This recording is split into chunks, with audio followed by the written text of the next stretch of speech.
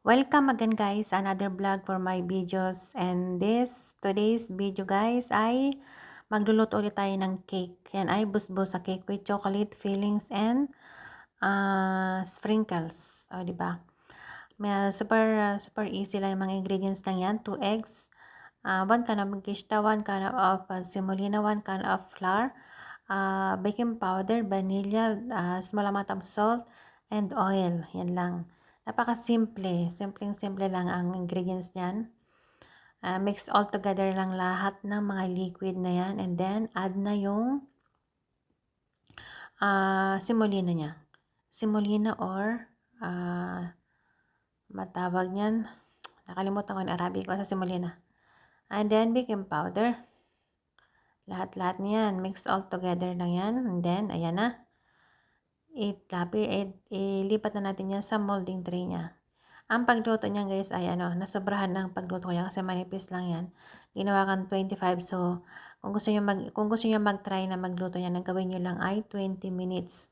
Kasi mainit nga yung oven namin yung malaki. Pero siguro sa inyo, depende yan sa init ng oven niyo. Ayan kasi sa akin ay malaki kasi yung oven, mainit kaya medyo na-toast yung ilalim pero okay din naman. Dahil gusto rin naman nila yung medyo ma-brown. Doon pa lang naman sa punto na yan talagang brown siya. Kaya, ayan.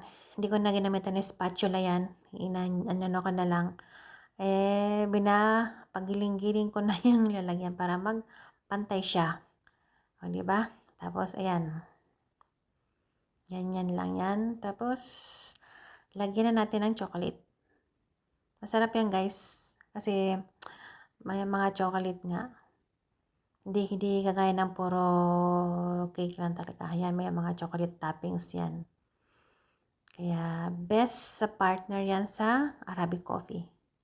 Yan talaga yan, ang partner na yan guys sa Arabic coffee, matatamis. Kasi yung Arabic coffee nga ay matapang. Walang asukal. Gatas lang or coffee mate available. O, diba? Yan. Medyo nga lang. Natatagalan tayo. Hindi ako pwedeng